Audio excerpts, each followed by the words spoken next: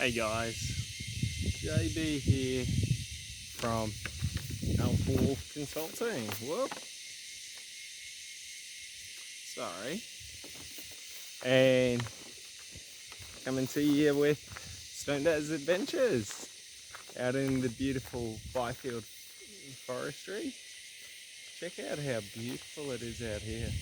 I absolutely love it because it's so quiet that you can just hear the sounds of nature for miles.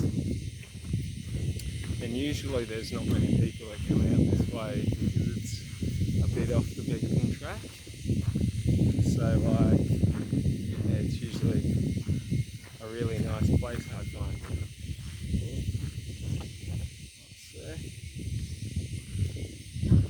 And yeah, I love it because if you look ahead of me, like it's just this long road into the mountains. So it's just absolutely beautiful too. Like the scenery and stuff, which is really awesome. And it's always so vibrant and green out here, which I absolutely love. And yeah, it's just a place that I love to explore. The only downside is the heat. In winter, it's awesome out here because it's nice and cool. But in summer, without a breeze, it gets pretty tropical. But yeah, no, it's just a beautiful area. And yeah, I absolutely love it. It's one of the places around here that inspires me. There's a couple of places that I love to go that are just being in them puts me in a state of high inspiration. And it's always so funny because, like, to me, when I'm hiking in the woods or in the forestries, like I, I I never feel anything but safe. Like I never have to worry, is there a snake gonna pop out? Like it's sort of whatever you focus on happening happens. So if I always have a positive mindset that I'm gonna have a positive experience, then I'll always have a positive experience, which is a really funny way to look at it because most people only ever look at the negatives in life and they wonder why they have a negative experience. So if you ever want to have a positive experience in life, the key thing you got to understand and practice is just focusing on all the positive aspects of your life and life in general. And that's why I love getting out into nature, is because it really gets me back into that state of mind so easily. For me, once I start hiking, I'm pretty much just drawn back into that overall connectiveness between myself and life, without all the bullshit of my psychological construct of the narrative of my life. Because essentially, I'm just walking down a road. But to me, the meaning is different because I'm out exploring along the road. So by understanding this, I can consciously curate the meaning and the life that I want by what I choose to focus on and what I believe to be happening in my life, which is very funny because unfortunately all responsibility for any position of my life falls on me. But that also liberates me to I'm the only one that can change anything in my life. So anything I choose to change will change immediately if I choose to change it. So like if I wanted to be a happier person, I can choose when people try to provoke me into aggression to just be happy. Like, but if I'm not willing to take the action of, if someone tries to say something offensive, just laughing it off and making a joke about it,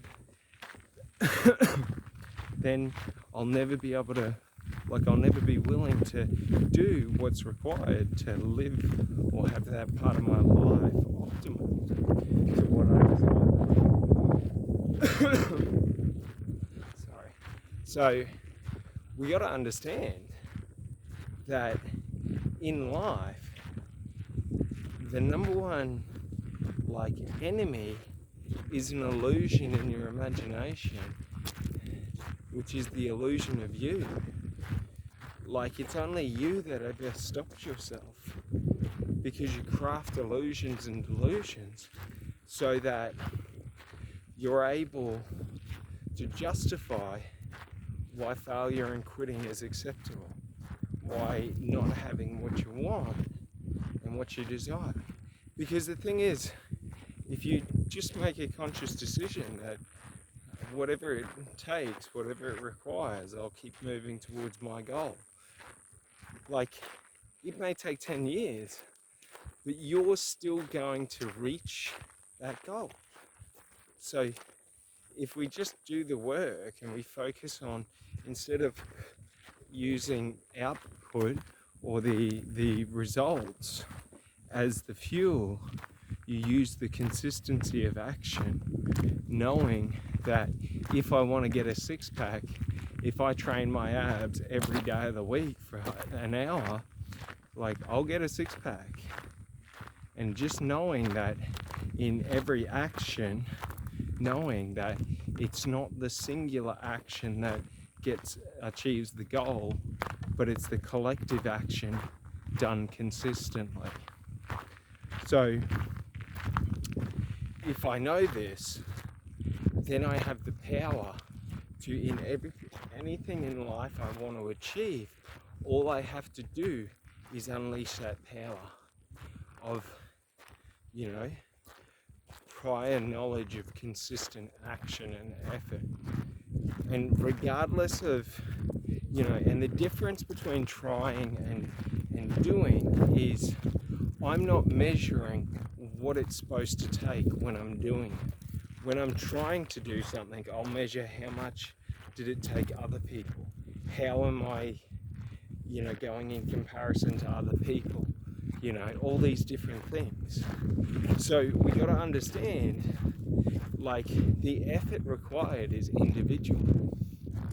So maybe you're able to perform higher outputs of effort with less, with requiring you to have less,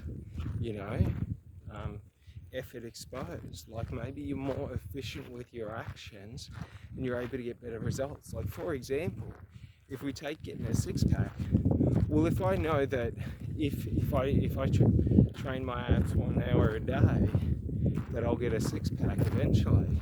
If I want to increase that, all I have to do is train 2 hours a day, 3 hours a day. I could train for 8 hours a day if I wanted dramatic changes quickly. Do you see? It's just a scale of the effort I put in equals the effort I get out. But if I wanted to get the six-pack, well, then I know if I do compound lifts, that's going to train my core as well. So now I'm able to increase my core workout, by primarily doing other workouts that on a secondary train my core. So, if we understand this, we're able to apply these principles to everything in life. So, that's one of the key things is, it's like the way I put it is like this. Whatever you desire in life, the actions to obtain that desire, your true desire, is effortless. So you got to understand, if something's difficult, it means you don't want it. If taking actions towards an outcome is difficult, you don't truly want what it is. You're just fronting. Do you understand?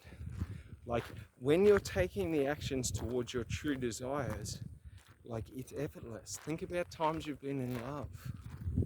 Any action is effortless. You'll do anything for any duration. So we got to understand that feeling mental fatigue, feeling exhaustion, feeling difficulty, that is just your subconscious telling you, I don't truly want this. So how do we overcome this? There's two ways. The first way is we use it as an indicator and we assess if we truly want it and if we're willing to do what it takes to get it. And then the second is, if we deem that, no, I want this, then we just choose to override those feelings. So every time I'm feeling exhausted, I tell myself it's effortless, and I increase my output. And I just consistently increase my output and continue it over time. So if we think about this, like, if I wanted to run a marathon, I could start by running 5 kilometers a day, okay? And then I can increase it by 5 kilometers the next week, and then the next week by another 5 kilometers. And I just consistently do that until I reach the marathon distance, and then I can just consecutively hit the marathon distance. That way when I run the marathon is effortless because this is just my standard. Do you understand? We don't always have to go to the marathon distance. Like, if I train myself to be able to run 30 kilometers and I'm doing a 45 kilometer marathon, well, you know, what'll happen is I just know ahead of time that I'm going to gas out around 30 kilometers, so the last 10 kilometers is all going to be willpower. So, you know, around 30 kilometers, I could drop back to a fast walk or a light jog. So I can take actions to countermeasure that. So, like, but the problem is when we try, if I'm trying to train for a marathon, I'm trying to be good at the marathon. So if I can't be good, I'll give up and defeat myself. And that's what happens to most people, why they start things and then they lose motivation, because it's a bit difficult. So what we got to understand is, like, when I'm trying, that's when I'm comparing to other people. When I'm doing, I'm just listening to what can I do.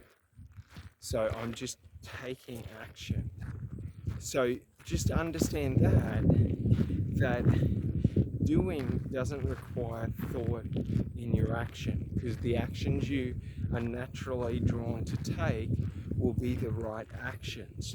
When you are faced with a decision and the action isn't right, you'll feel in your stomach that this isn't right for me. So for example, for me, there's so many things in life, like in my pursuits, in my career, in my business, and building my brand, that when I go out and try and sell to people, it doesn't feel right to me because it's not the way I want to sell. So the thing is if I force it and I force myself to sell that way, I will be miserable in my own business because I have a different form of, like, way of selling. One that is more efficient and effortless, but it requires a lot more in the setup, and it requires a larger investment, and you have to build a lot more infrastructure. But it's more efficient in the long term. So basically, you know, when I'm, you know, faced with the dilemma of short-term gains compared to the long-term, like, outlook of what I'm looking to, you know, create, well, you know, like, for me personally, it's quite easy for me to say the short-term gains aren't the right decision. It's never the right decision to sell yourself short.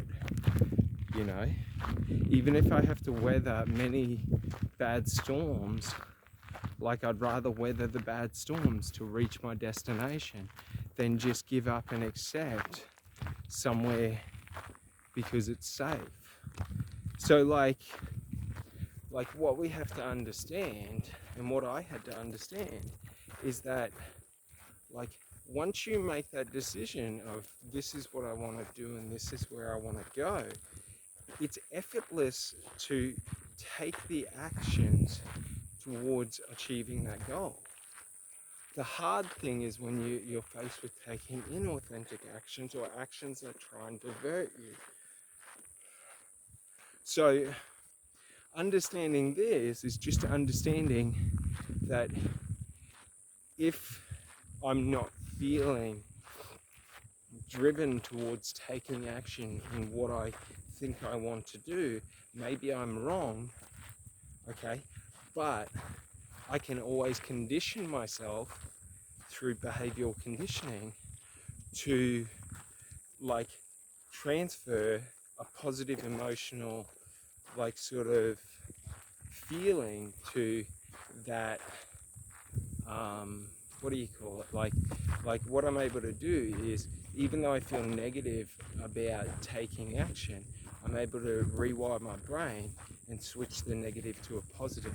So I just focus on all the positives, and I always focus on the positives associated with that action, and then over time all I see is the positives. So it's like, you know what I mean? You can force yourself, but what you have to understand is in anything that you have to force yourself to do, like you just got to be willing to pay the cost. So like what I mean by that is if you force yourself into a career, let's say insurance sales, and you're not passionate about it and you wanted to do, oops, sorry.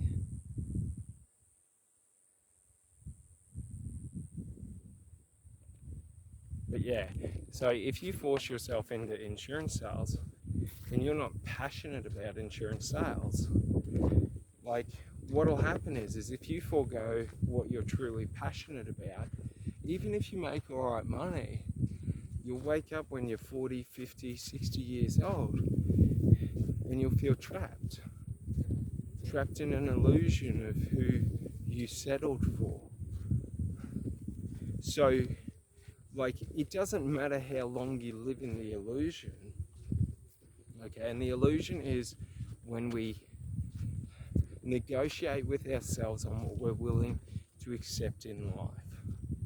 So when we stop putting in for promotions or stop looking to achieve and we just look to get by, we're negotiating with ourselves.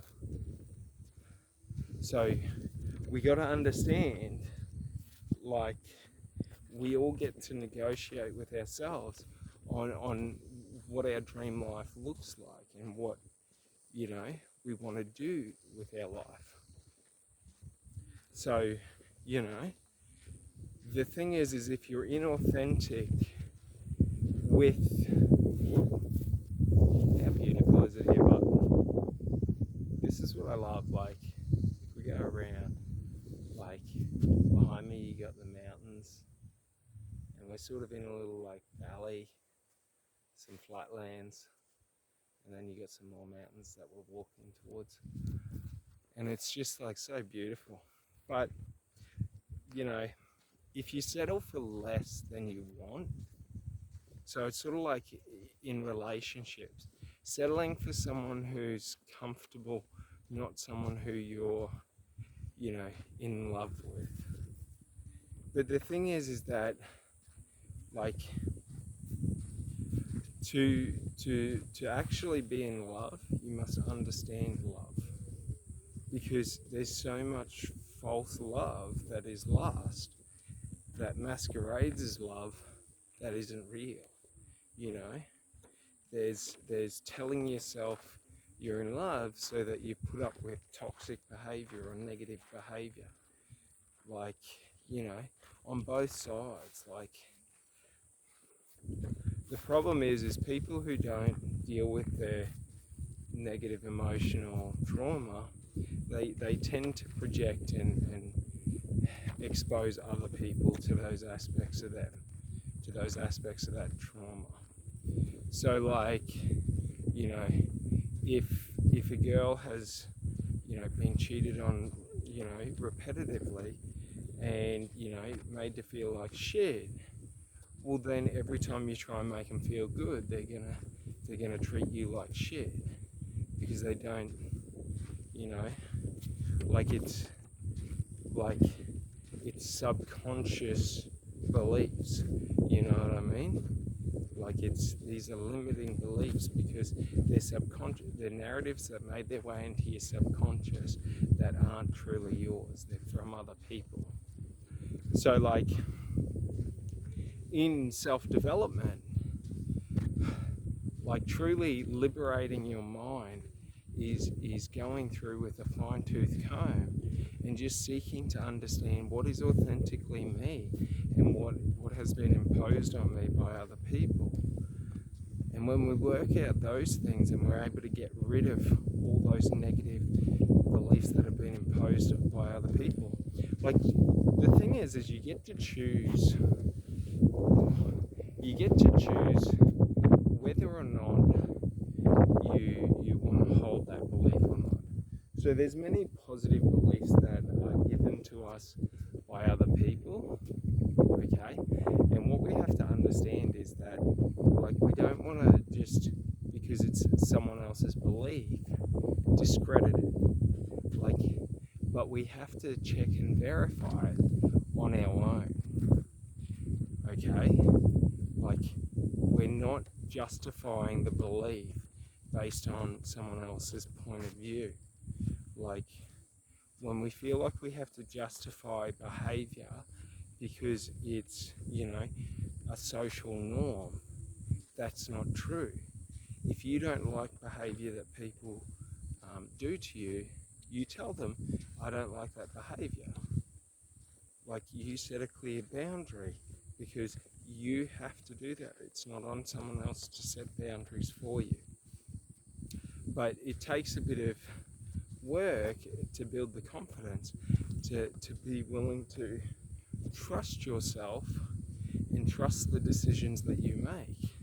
So the problem is we get caught in the trap of trying, where we're actually lying to ourselves and we're just creating narratives and stories about why failure is inevitable and we should just accept failure.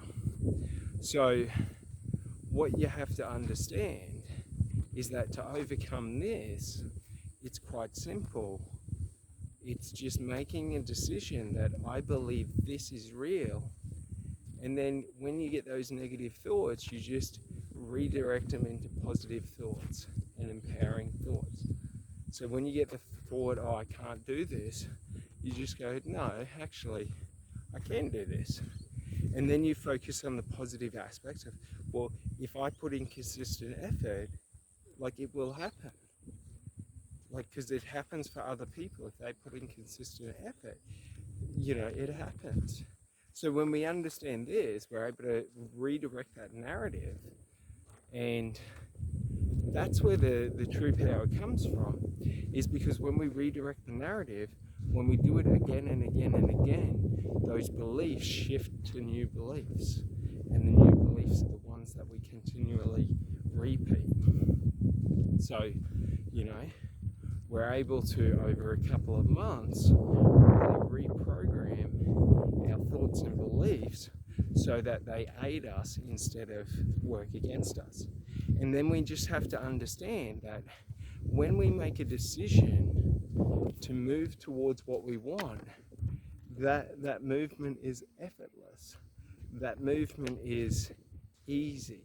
So if the path we are setting becomes complicated, just know that you're yourself working against yourself. So we just ignore the complication and just trust in the simple. If I want to lose weight, if I exercise regularly and I have a diet and I intermittently fast, I will lose weight. I don't need to worry about, is this the right diet, is this not? Is this the right exercise regime, is this not? Like, if I just trust it and do the actions, it'll get there. It's like that with everything. So, you know, that's the key, is when we understand that this is to everything, then we know the framework of how we approach every situation. We create the most effective and simple approach that is the path of least resistance, and then we trust in that path. And should the environment go against us and we need to redirect, we trust that we can redirect and that the redirection is right. Like, we just trust in the movement forward, and we measure against, how are my actions propelling my next actions? So, you know, if I go to the gym today, it increases the likelihood I go tomorrow. If I go tomorrow, it increases the likelihood I go the next day. If I continually do that, and I measure that, and I remind myself that if I just go to the gym enough times, the habit will be set. I don't need to worry if this will work or if it won't. Okay? All I have to worry about is, am I taking the right action? Well, not even the right actions, but am I taking consistent actions? And are those actions moving me towards the desired result that I want? So once we understand this, what we're able to do is we're able to just focus on simple. The KISS process. Keep it simple, stupid. Like, you know, simple people are smart people. Complex people are stupid because they waste so much energy in complexity, and all that complexity is a show or a bravado to improve their standing. So they make themselves seem more unique and complex than they actually are, so that they seem more sophisticated. That conversation with them would be difficult, you know, that they're of a higher standing, that their knowledge is higher than other people's. And, you know, like, that's all cool if people want to live that way. No thank you to me. I say, like, simple is better. You know what I mean? Like, for me, just being out here with how beautiful it is, you know, on this day, like this has so much more spiritual meaning and, you know, life meaning than, you know, me listening to a textbook. Like, the experience alone helps shape my understanding of life and reality. So, like, my hand's just going up. So, like, you know, what we got to understand is, like, when we forgo the experiences in life that we want to experience, the only person that suffers is us. So, like, by you know, or me not living my dream life, aspiring to be who I want to be and taking the actions to achieve that, like, I'm only hurting me. There's no one else that I hurt. Do you understand? Like, in life, like, we're always manipulated into being so focused on other people that we forget the truth. And the truth is, the only person who's against us in life is ourselves. Like, I'm the only one that's against myself. I'm the only one that stops myself from taking action. I'm the only one that stops myself from, you know, doing this or that. And the way to look at it is like this. If you've trained for 5 years and been in the epitome of your you know, shape twice, so you get there once and then you lose it, and then you go even further the second time. If you're in out of shape and you say to me you're going to go to the gym and train, and in 3 months you're going to be in the best shape of your life, and I say, I don't think that'll happen, I don't think you'll do it. Look at you, you're out of shape. You know from past experiences that, no, well, if I actually do the work, I will get there. And that's what fuels your determination. rather than someone who doesn't have the experience, where all they focus on is the results. So the key is, when you don't have that past experience in the field or in something that you're looking to achieve, you focus in on the actions and the momentum of those actions and how those actions are progressing you forward. Does that make sense? So like, it's we gotta separate from the results, because the results don't matter. And if we focus on the results, we focus on the wrong indicators and the wrong metrics, which give us a skewed perspective of what is the true purpose.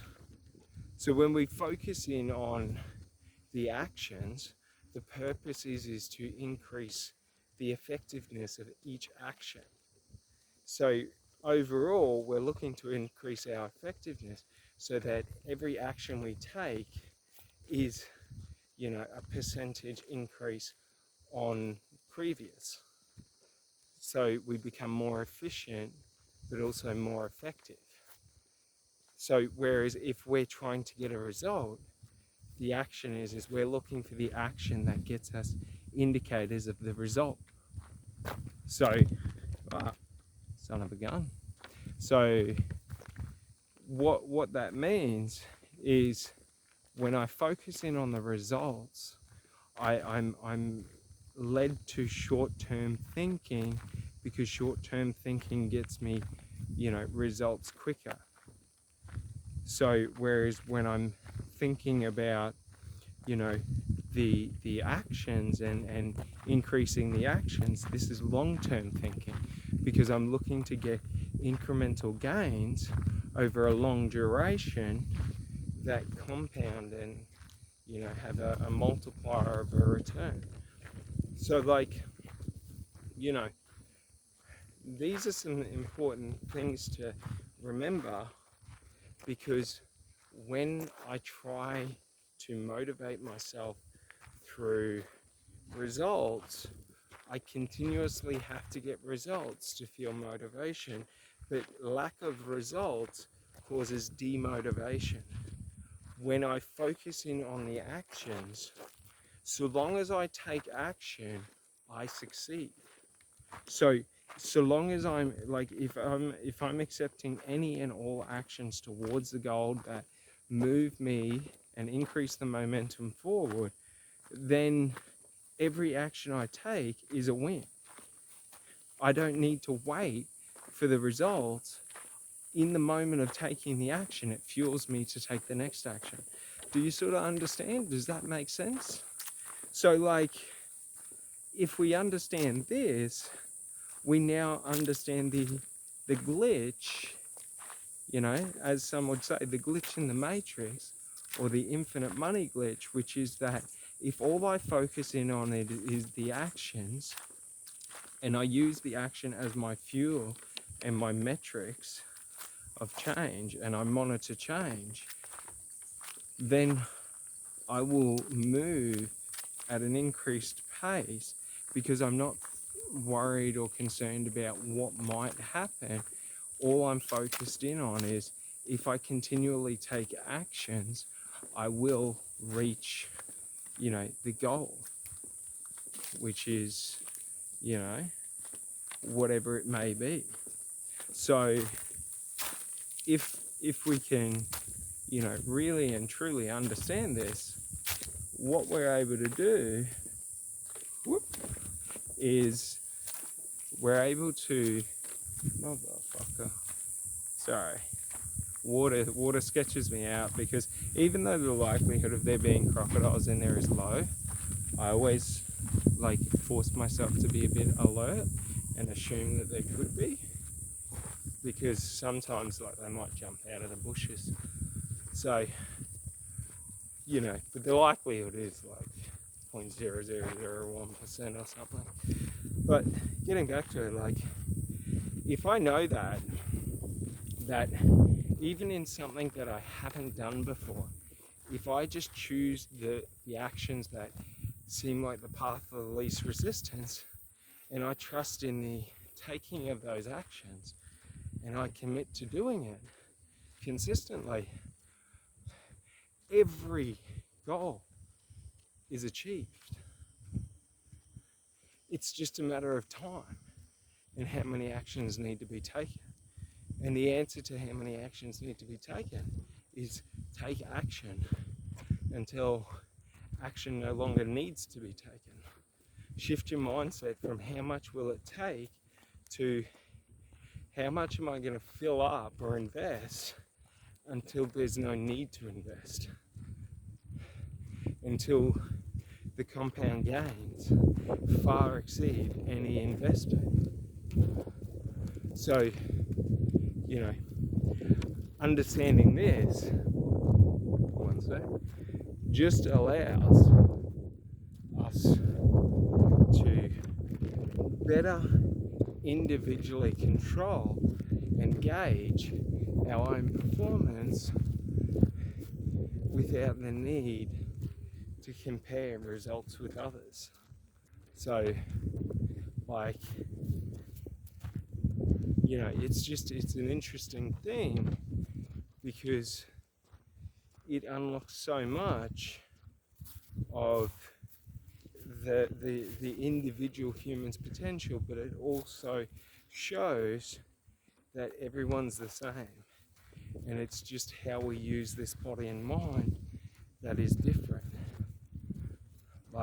That's it. So by training yourself to be able to curate your ideal situation of existing in this body and mind, one sec,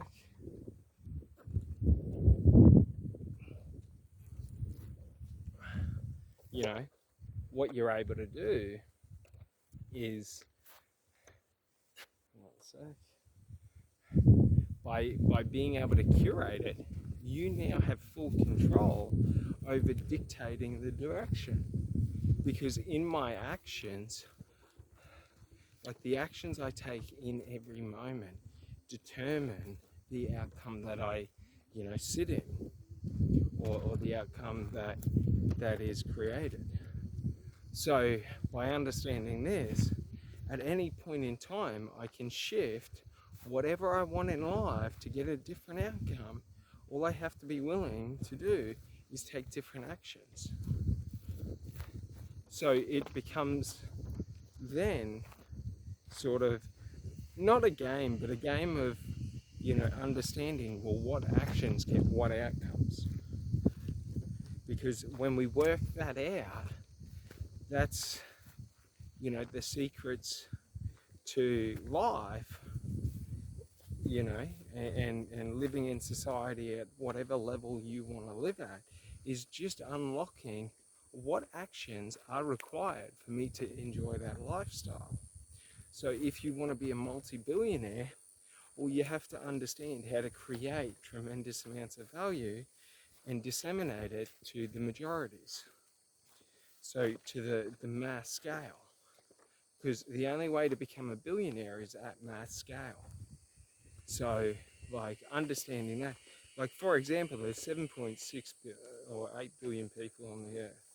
If you sell a $1 product to 1 billion people, you are now a billionaire. It doesn't matter. So, is there a product that 1 billion people would all individually buy?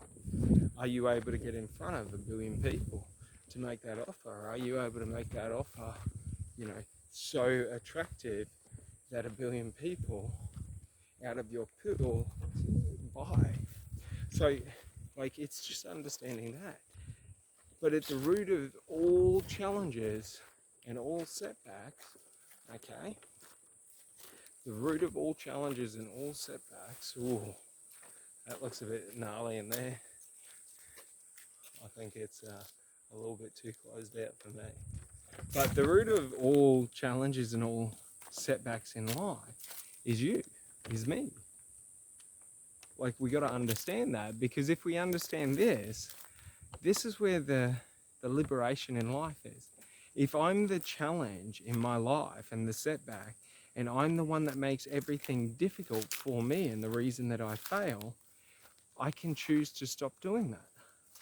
And I can just choose to allow me to succeed. Do you understand?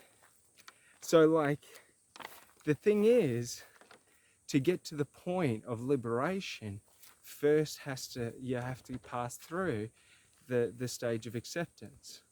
Acceptance that you are the problem in your life, just like I am the problem in my life. Every negative action I take is my decision. Every, you know, negative, like every time life went against me, that was because of me and the actions I chose. Okay?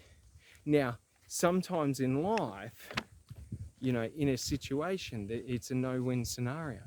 And the only path forward is the path of, you know, least resistance. You know, if life's going to go against me, if life's going to go against me, you know, I'm going to move in a way that the worst of it misses me. So think of it like this. Water flows, okay? With low flow, water moves around objects. With heavy flow, water moves objects. So the thing is, you have to understand the capacity of, you know, your strength in the moment.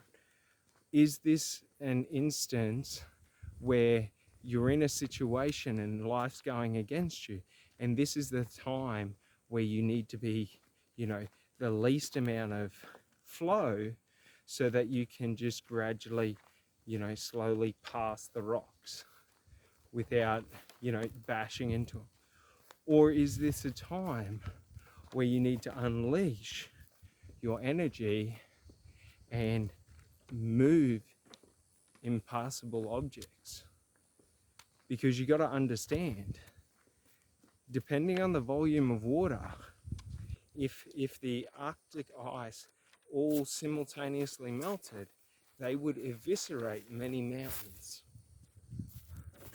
So you got to understand, like, that amount of water would eviscerate mountains.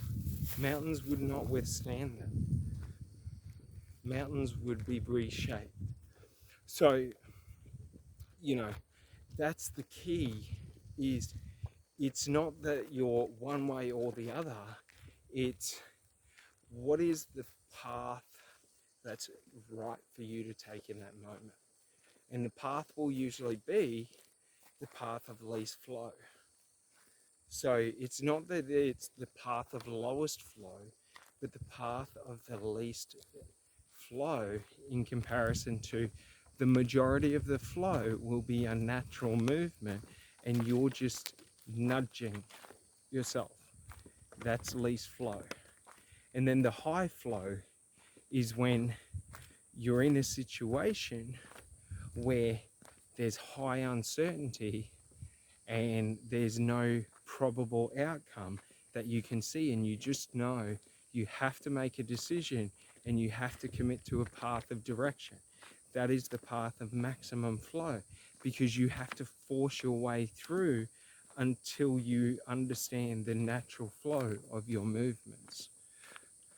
So this concept works to anything in life, be it training, be it dieting, be it, you know, career, be it success, whatever it may be.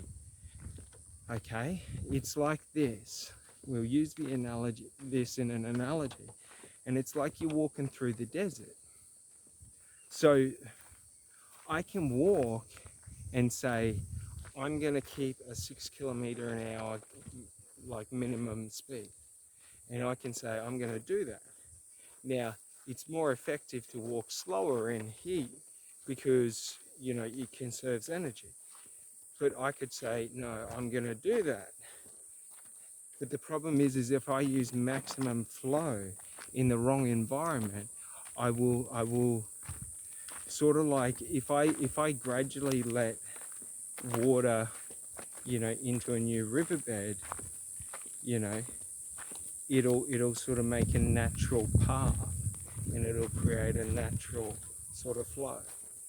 But if I dramatically increase the volume, it'll just wash over the topsoil and wash away the topsoil. So understanding this is simply, you know, understanding that, you know, if I use too much energy in the wrong movement, the energy will be absorbed by the environment with minimal impact. So what I want to do is conserve my energy so that when, you know, the opportune time comes, that I can compound and increase the effectiveness of my energy output, you know. Like I want to have the majority of my energy for moments like that, because moments like that I can increase my gains dramatically.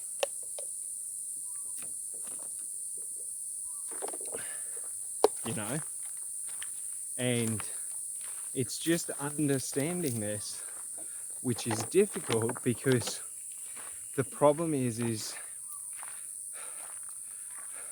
we create illusions for ourselves. So like when trying to achieve a goal, I will create all the illusions that destroy me. You know, this could be illusions from, you know, if I dramatically increase my output over a short period of time, that I can dramatically increase the, you know, movement. And the problem with this is if well calculated, it's an effective solution. If misjudged, it's wasted energy. But depending on the energy that you expend, it could be a dramatic amount. So then you have to recharge your energies. And think about it like this in business.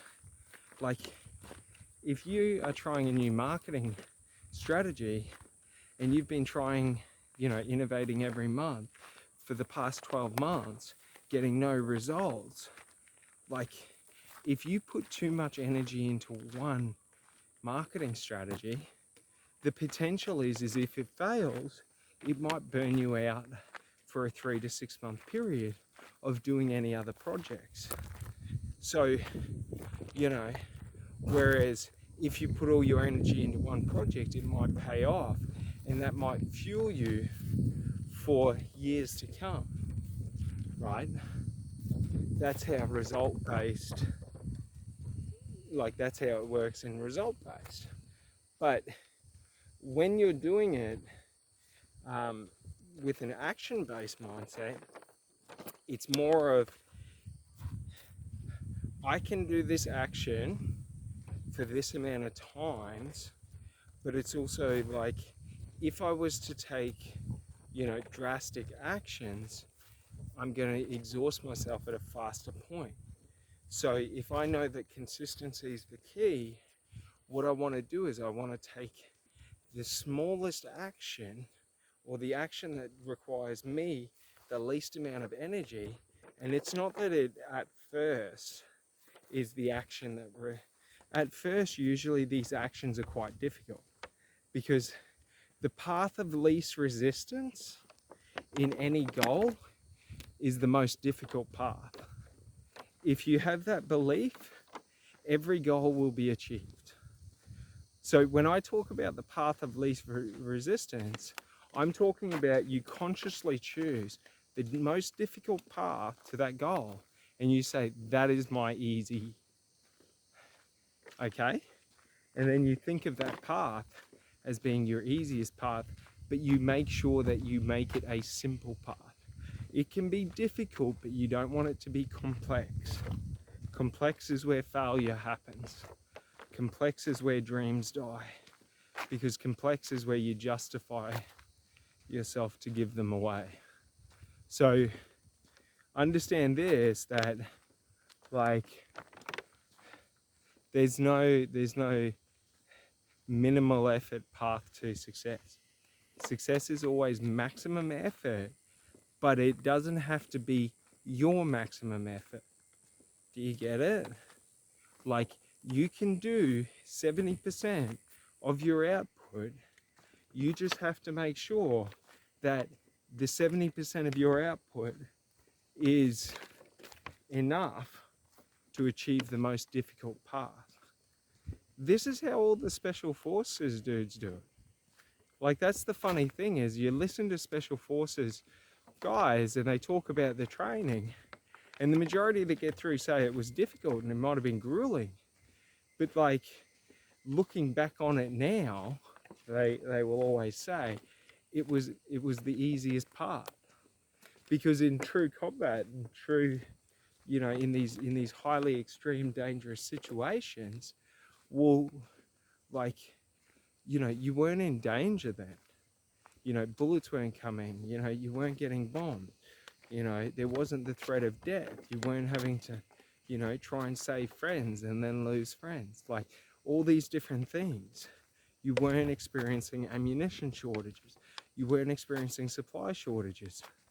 Like, you got to understand, like, especially in the war in Afghanistan, some of these military outposts, like resupply wasn't a regular thing. Like, they had to truck in resupplies, like in armored, like, convoys.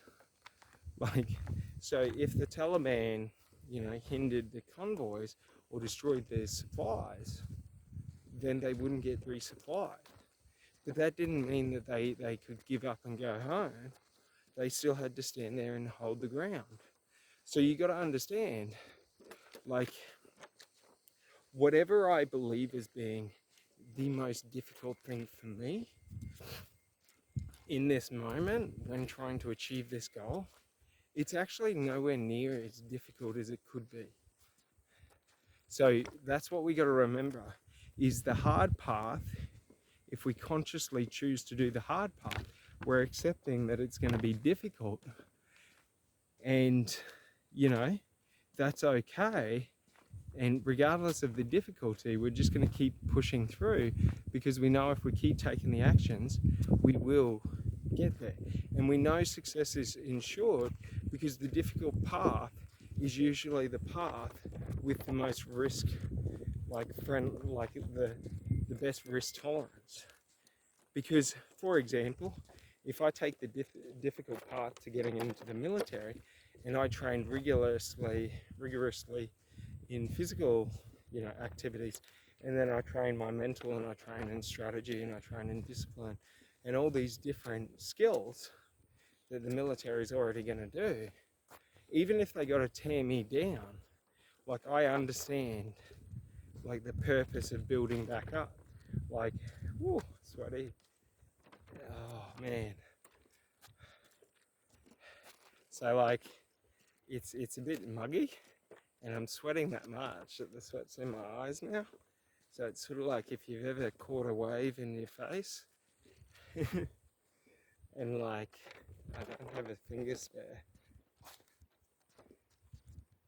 That's one of the problems with me in summer, is as soon as it gets over 30 degrees, man, I just start sweating, like, profusely. And then basically it always gets in my eyes. So I always feel like I've had a trip down to the beach on a hot day, because my eyes are all stinging.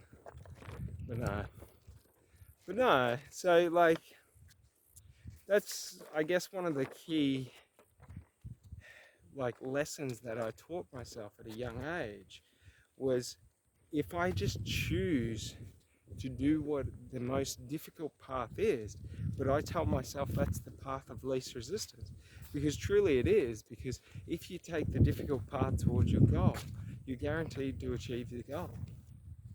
Like, rarely the man who can walk the difficult road doesn't find his destination. Like, the man who walks the difficult road will always find his destination, because he understands if he goes down the right road, his destination will be there. So it's just about walking.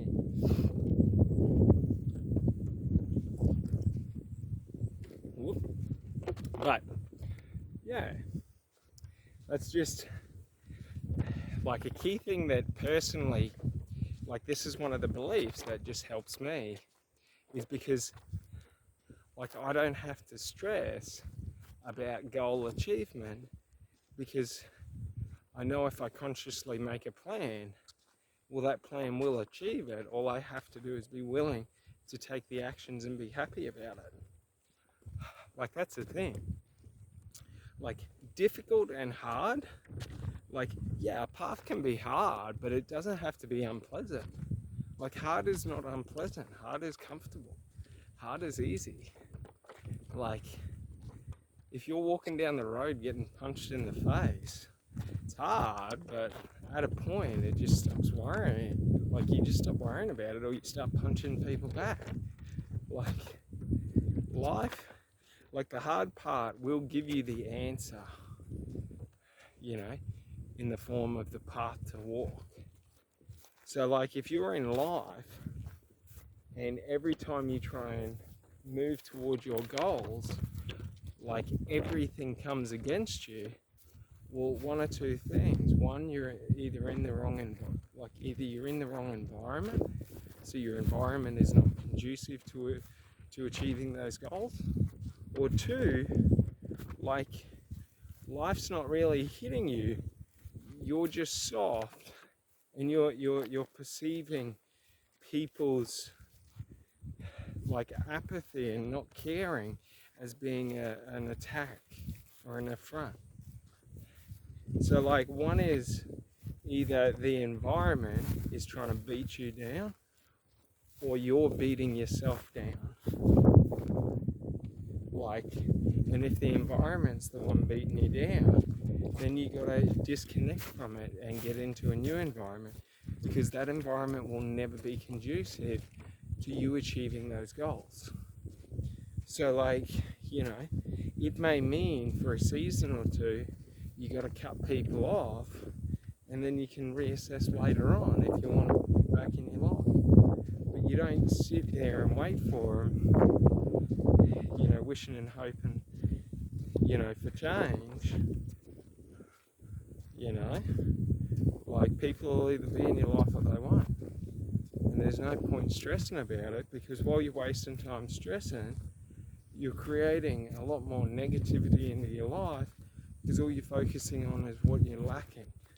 So you're putting yourself into a mindset of scarcity, which puts you into a disempowered state, which lowers your ability to cognitively think and lowers the accuracy of your memory, you know, lowers your confidence in your actions.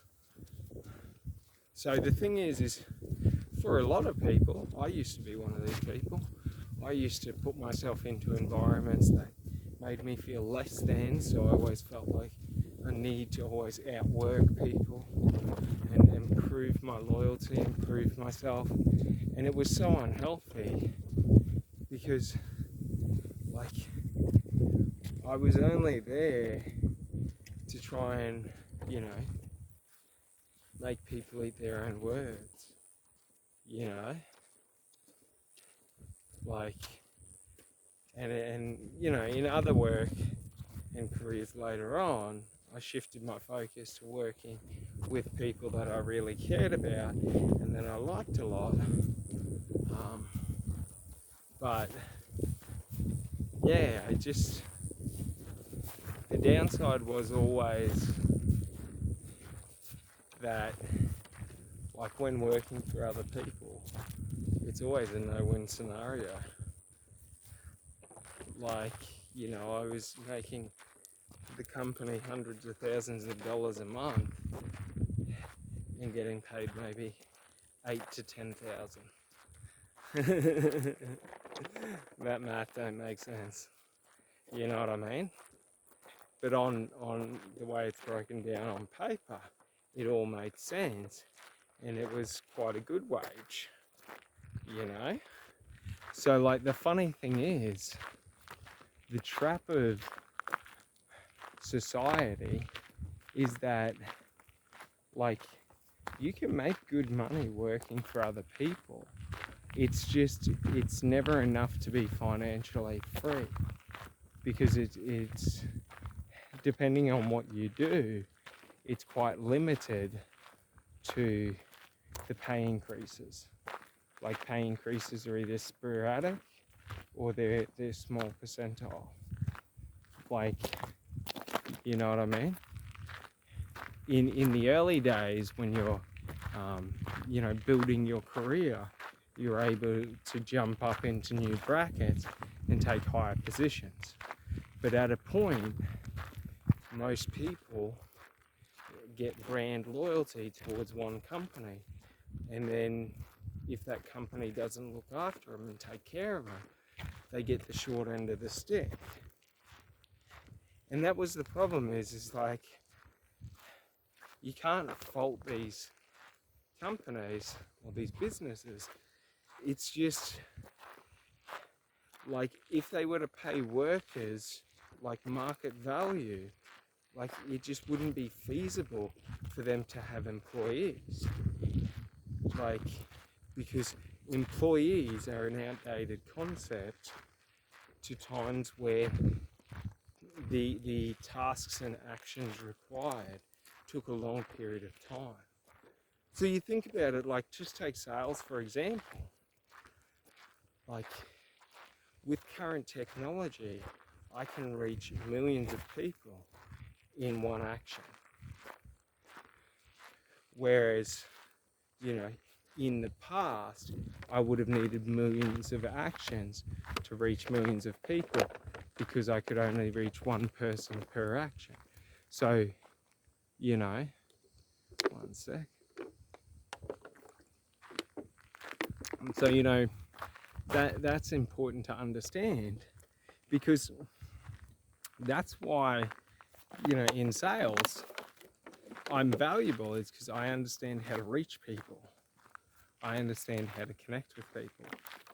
So the thing is, like, for my true value, my true value should be reflected on my ability to reach people and connect with people. And if I'm able to do that on a large scale, then it should be a dramatic pay, because otherwise I'm over leveraged in the deal, to where I'm giving you more than I'm getting, and I'm having to sacrifice my life,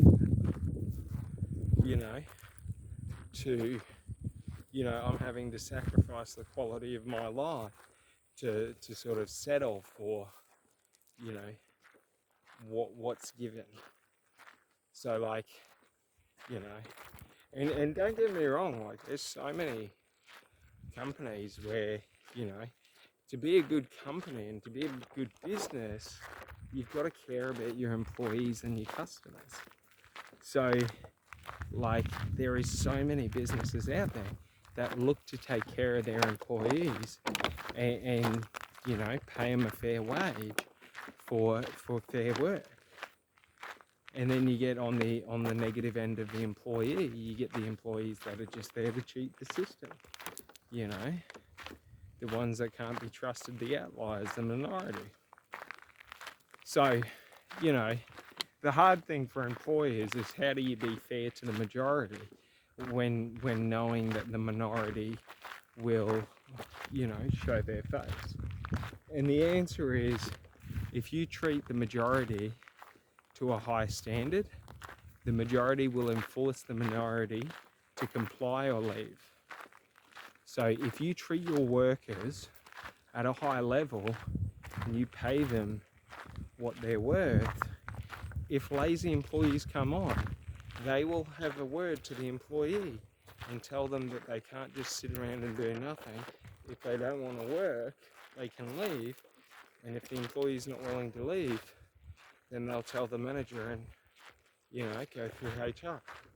So you got to understand, that's good company culture, because the company's rewarding the workers for, providing value, and the workers don't want to see someone be rewarded for not contributing to the value.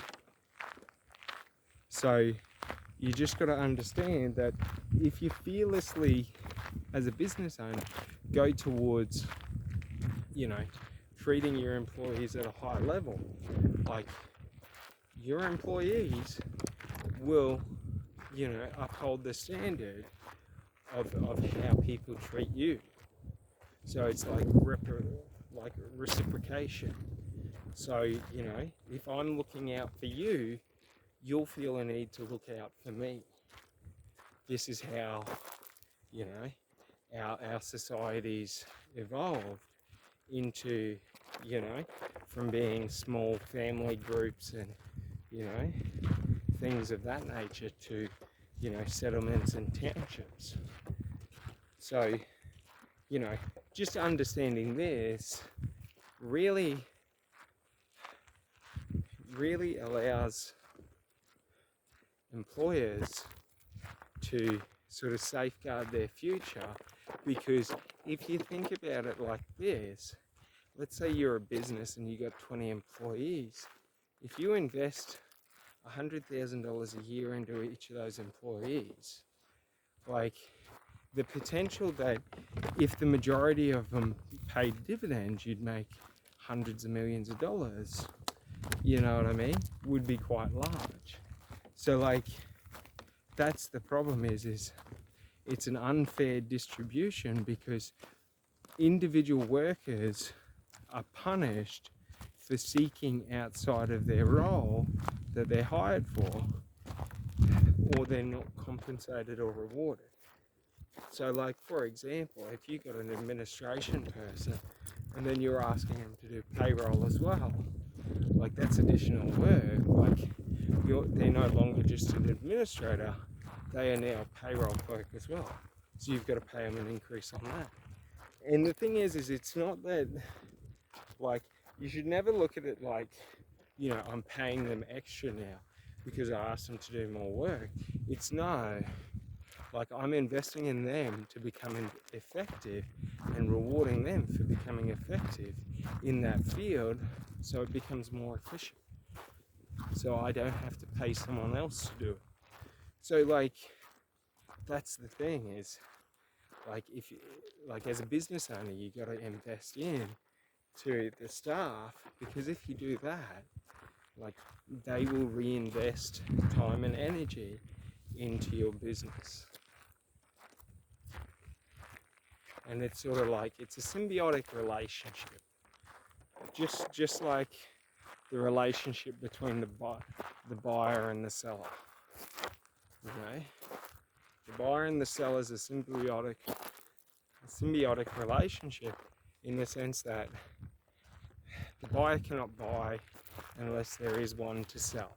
The seller cannot sell unless there is one to buy. So, if both parties aren't willing to come to terms and negotiate and reach an agreement, the relationship fails and the symbiotic relationship breaks down. So regardless of what happens in any arrangement where they're buying and selling, if the relationship breaks down and agreement can't be reached, then what will happen is the seller has to find a new buyer, or the buyer has to find a new seller. If they fail to do either of those things, then what happens is the buyer and the seller have to come to a third agreement, or a second agreement. So, like, there's no, on the second time, there's only the eventuation of an agreement.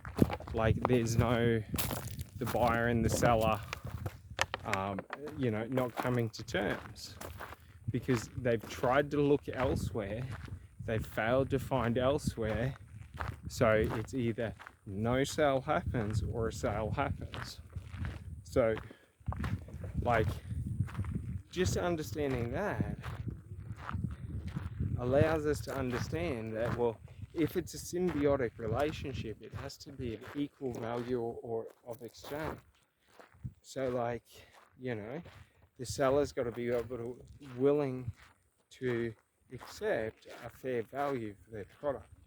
They can't ask more than what the buyer believes it to be valued at. should they ask more, the buyer will refuse to pay. So like, it's just interesting because we can take these analogies and we can mix them to anything in life, be it, you know, like business negotiations. Like, you know, if we're setting up a business, we understand that there's a symbiotic relationship between the business and the customer, between the business and the worker. So we know that we have to create those relationships as ecosystems and curate them so that they're the most prosperous ecosystems, sort of like a little mini orchard or a greenhouse. We make the temperatures and the environment the ideal so that we can get maximum yield out of our crops or our investments of time, energy, and money. So, you know, it's just interesting. But that's going to stop it for today, and I'll talk to you later. Bye.